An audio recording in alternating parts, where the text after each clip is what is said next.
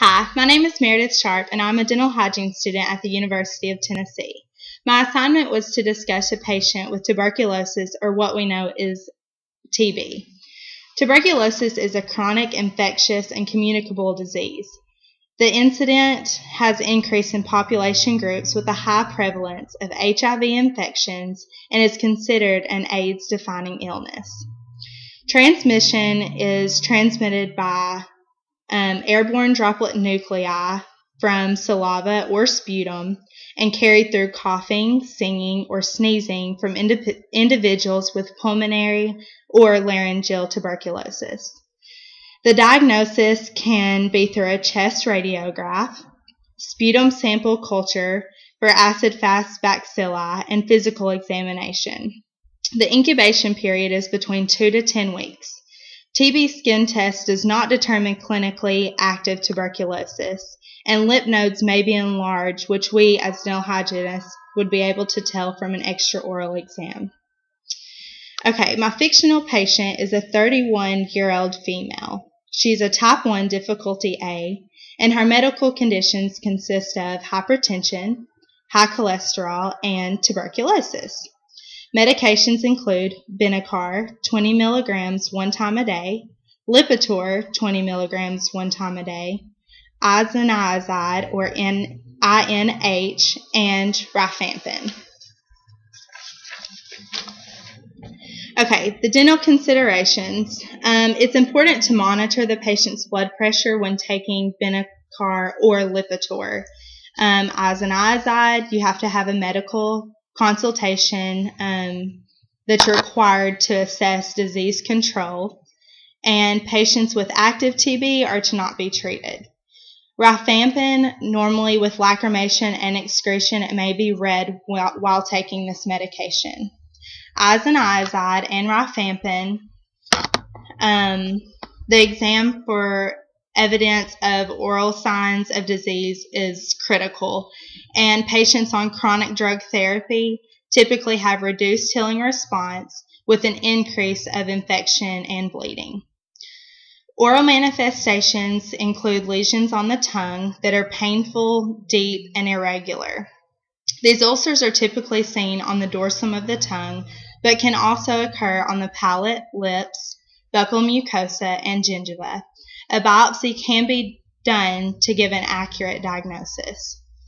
Tuberculosis in early stages normally consists of a low-grade fever, weight loss, fatigue, and night sweats. In the later stages of tuberculosis, it's a persistent cough, there's chest pain, hoarseness, and patients can cough up blood. So dental hygiene care. It's important for us to ask questions of the history and symptoms of TB, and also medications and the length of treatment that they've been taking their medication so far. Normally this is between 9 to 12 months, so they may still be positive for TB until this treatment is completely done. Treatment protocol.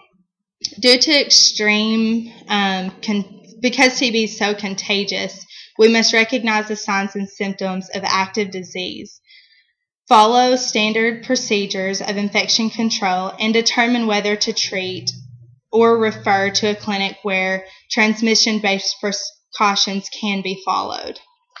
Ways that one retrieve TB. There's 3 different reasons. One reason is the degree in which the infected person produces the infectious droplets. 2, the amount and duration of exposure. And 3, how susceptible the recipient is to TB. Infection of lungs is most common, but also can be affected in the lymph nodes, meninges, kidneys, bone, skin, and our main cause, the oral cavity. Now, my patient is Dana, and she is now classified, since I've seen her in the clinic, as a type 2 difficulty B. So because of this, as a hygienist, I noticed that there were changes. So I brought her along with me today as my patient to give her a little interview and a little insight from what she was able to see from her clinical experience. Okay. Let me see. Here, you go ahead. Okay. Here's Dana. Hey. Okay, Dana is usually very on top of coming to her appointments every 6 months, and it was quite a struggle to get her to come in to this appointment because it had been over a year. So, Dana, what were some symptoms that you were feeling when coming in for your appointment? Well, I was nauseated a lot. I was extremely tired all the time. I was waking up at night in sweats. And in the last month, I've lost probably about 40 pounds. So it's like a rapid weight loss. Yeah. That's one thing that I noticed too. When Dana came in, the weight loss is like an obvious sign, since I hadn't seen her in a while, that obviously something was going on, whether it be TB or something else. Okay, after I looked in your mouth and I discussed with you that I observed multiple lesions, what did you think this was that could possibly have been ignored inside your mouth? Well, everybody talks about like ulcers inside their mouth whenever they're stressed, and I've been extremely stressed lately. And also everybody talks about lie bumps, and so I didn't think I'd been lying an awful lot. And so, I mean, I kind of was like, I don't know, but that's what I chalked it up to. Okay. Now, tuberculosis is known to come from prolonged closed exposure areas. This is how TB can be spread by contact. So do you recall anything like this as to how you could have contracted TB? Well, it's a really long story, but I spent almost a year in prison. Me and my boyfriend, we kind of got hooked on a small drug. And one night we were high and we were running around town, and I thought he passed out because we had been up for over 24 hours on this high. And I thought that he just went to sleep on me. And I just continued to drive around town, and I was starting to come down off my high. And I got really hungry and thirsty, and I was like, well, I'm going to stop at the store, grab some snacks, because I figured once he woke up that he would be hungry and thirsty too. Right. Well, I'm standing in line wanting to check out, and the next thing I know is there's cops everywhere. And I couldn't figure it out. And I was like, well, somebody must be stealing. I sure hope it wasn't me, because I was high and wasn't really sure. Maybe I did. And they were talking, and they said that my boyfriend was just out in the car dead. And I had been driving around town with him dead in my car for hours. Okay, Dana. So I got put in prison for that. Okay, so we're assuming that that's how you contracted TB. I'm guessing. Okay, you used to have such meticulous health, and it's obviously decreased since the last time you were in to see me. So even though in prison that you can brush your teeth there and stuff like that, there was still an obvious change. So what were some symptoms you were having that maybe made it hard to brush? The ulcers that we were talking about earlier, they are very painful. And I dreaded brushing my teeth, so a lot of times I wouldn't brush as good as I regularly would have. And so I kind of slacked off in that department. And then floss isn't just something that's readily available in prison. Right. And so that just kind of fell out of my routine. Right. And so hopefully now with treatment, I'm going to start getting back in the habit of flossing more regularly. Yeah. Okay. So this explains why our question was that Dana is now a type 2 difficulty B. And I'm hoping with pseudo pockets and some gingivitis going on that maybe that's why pockets are greater than 3 right now. And that we can get her back on her normal routine. Because it has been a little over a year. So obviously with that long of lack of oral hygiene, that may be what this is from.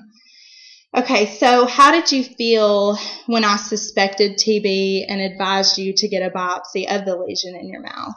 I was extremely scared. I was afraid I wasn't ready to know the answer to what that was. And I was also embarrassed. Right. Yeah.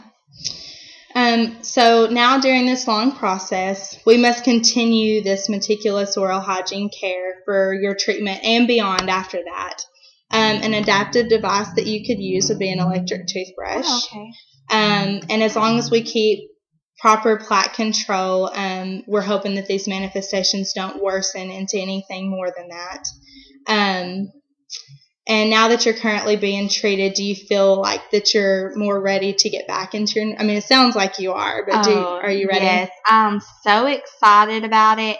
I'm ready to get back into the normal routine of doing things and get back in the habit of flossing more regularly, and just ready for oral health to be restored. And especially with the flossing, because you get me all the time. You got to floss, you got to floss. And so I know I've got to get that back in my daily routine. Okay. Well, Dana, I'm very excited to be your hygienist. And I know that with both of us working together, you will be just fine. And I know that 9 to 12 months of treatment may seem long to you, but I want you to stick with it. Quality of life is something that's important to everyone, and I can already tell that you've improved on those changes. I'm glad that we caught your tuberculosis in an early stage and that you're taking the medicine properly to put this in your past. Okay, and I'm so glad that you're my hygienist, Meredith, and it's been such an honor. Okay, and the resources I used was Wilkins and the lecture from Dr. Lee in pharmacology over tuberculosis. Thank you. Thank you.